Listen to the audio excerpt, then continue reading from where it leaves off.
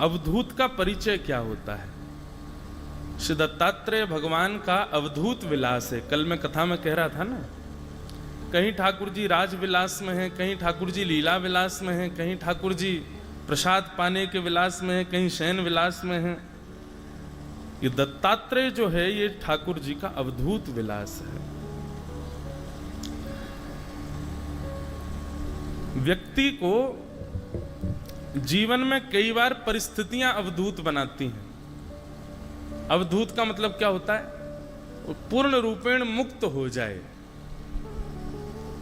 फिर उसके मन में कोई चाह नहीं है, समत्व बुद्धि हो जाए।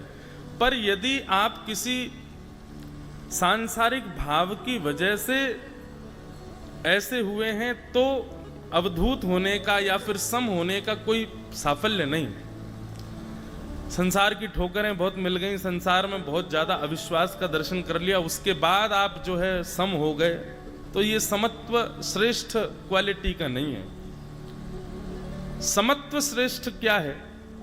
सब कुछ अनुकूल था, आप जैसा चाहते थे वैसा आपका जीवन था, आप जो भोगना चाहो वो वस्तु आपके सन्मुख है, जैसी परिस्थिति स्थिति है सब कुछ आपके योग्य है। और उसके बाद आपके चित्त में समत्व आवे, उसके बाद आपके चित्त में अवधूत भाव आ जाए, तब समझो हाँ अब ये श्रेष्ठ है।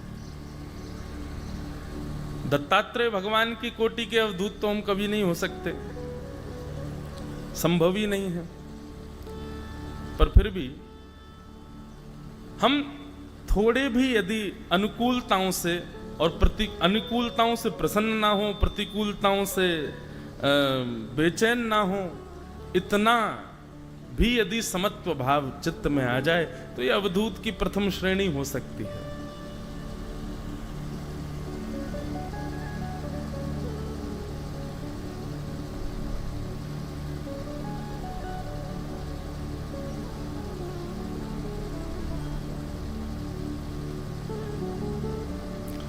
रथ्या करपट विरचित कंथ, पुण्या पुण्य विवर्जित पंथ, शून्यागारे तिष्ठति नग्नो, शुद्ध निरंजन समरसमग्न। श्री दत्त उवाच। स्वयं श्री दत्तात्रेय भगवान अवधूत की परिभाषा बता रहे हैं। अवधूत कैसा होता है? बोले रथ्या करपट विरचित कंथ।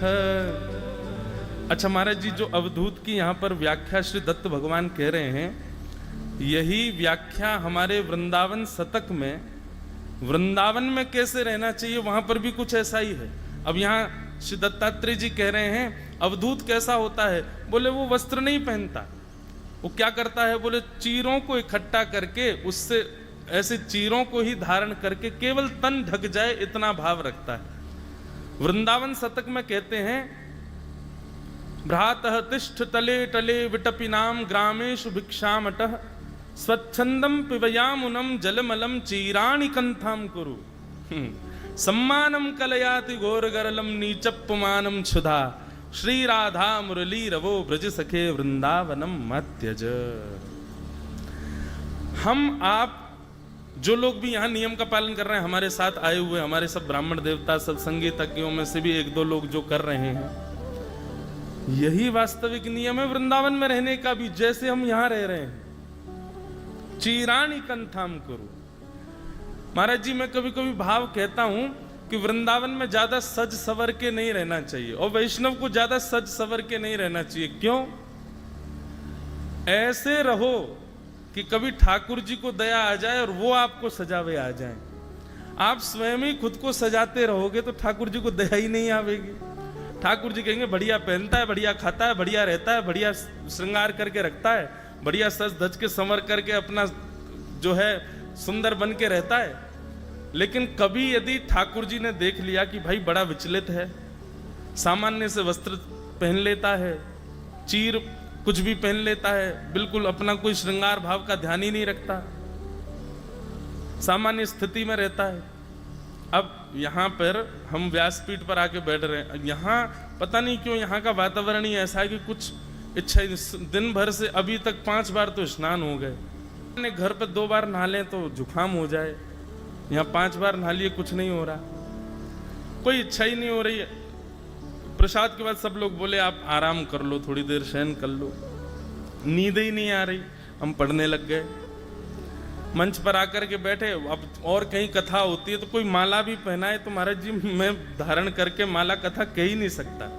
मेरे को कोई माला पहना दे तो मुझे बार बार मेरा ध्यान उसी पर जाता है।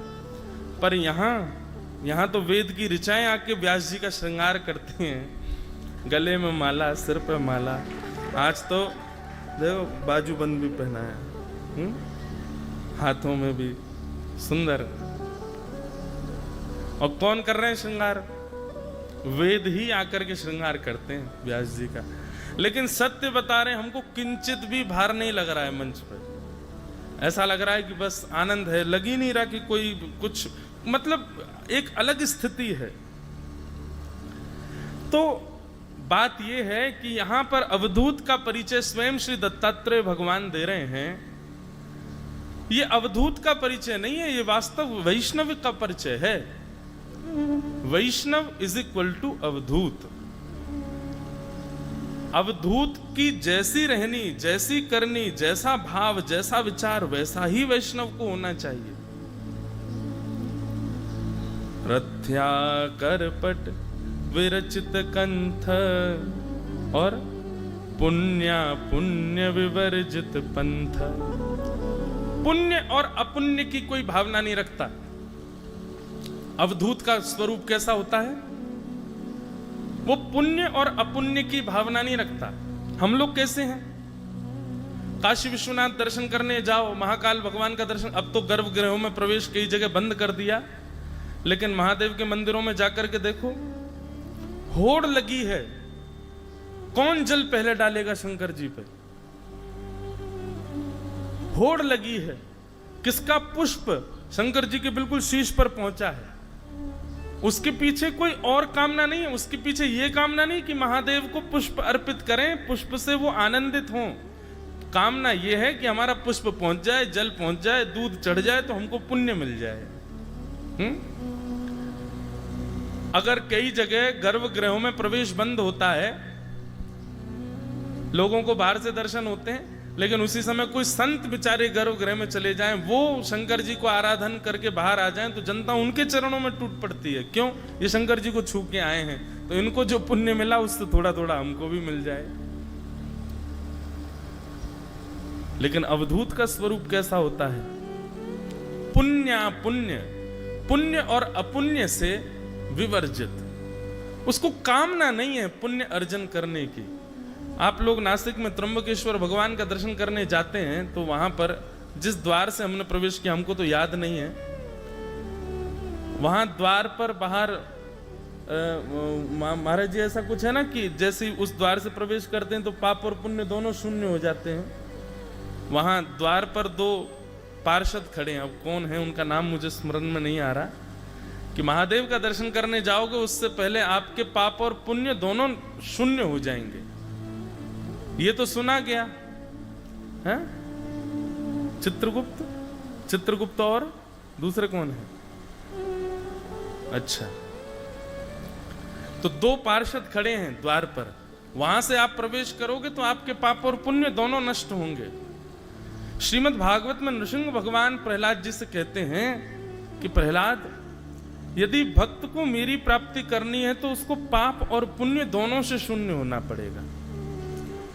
पाप रह जाएंगे तो नरक जाना पड़ेगा, पुण्य रह जाएंगे तो स्वर्ग जाना पड़ेगा, पर मेरी प्राप्ति कब होगी? जब पाप और पुण्य दोनों शून्य होंगे। तो प्रहलाद जी पूछते हैं पाप और पुण्य शून्य कैसे होते हैं?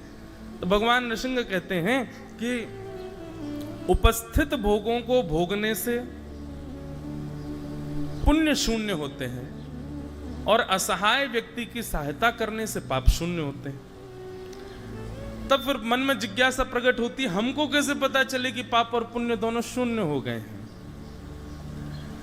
दृष्टि में समरसता जिस दिन आ जाए, दृष्टि में जिस दिन समत्व भाव का प्रादुर्भाव हो जाए, दृष्टि में कोई योग्य और अयोग्य ऐसी भावना ना रह जाए, उस दिन समझ लो कि आपके पाप और पुण्य दोनों शून्य हो गए। जिस दिन आपकी दृष्टि में कोई आपको योग्य लगता है और कोई आपको अयोग्य लगता है, आपका इसका मतलब अभी पाप पुण्य बचे हैं चित्त में। बहुत सावधानी से सुनो। अवधूत का परिचय क्या है? पुण्य पुण्य विवर्जित पंथ। शून्यागारे तिष्ठति नग्नो, शून्यागारो तिष्ठति नग्नो। इसका मतलब क्या है? यहां नग्नो शब्द का मतलब यह नहीं है कि जो नग्न रहे। नग्न का मतलब बिना वस्त्रों के रहने वाला नहीं।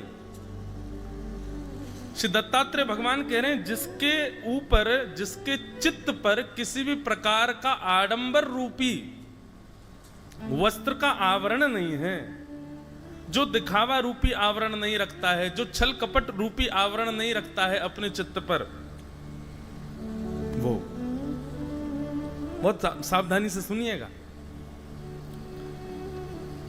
तिष्ठति नग्नो, अवधूत का स्वरूप क्या है? वो वस्त्र ना धारण करे ये नहीं, उसके चित्त पर किसी भी प्रकार का छल कपट, ईर्षा, द्वेष, अभिनिवेश, अहंता, ममता या फिर पाखंड या फिर घमंड या फिर इस प्रकार के जो दोष हैं, इनका आवरण नहीं है। इन सबसे जो नग्न है वो अवधूत। जिसके चित्त पर इस प्रकार के कोई भी आवरण नहीं है वो अवधूत हैं। और अवधूत का दूसरा अंतिम स्वरूप क्या है? शुद्ध निरंजन समरस मग्न। जो शुद्ध है, सम है, निरंजन है, ऐसे अवधूत भगवान श्री दत्तात्रेय जी को हम प्रणाम करते हैं। हम रोज अवधूत की एक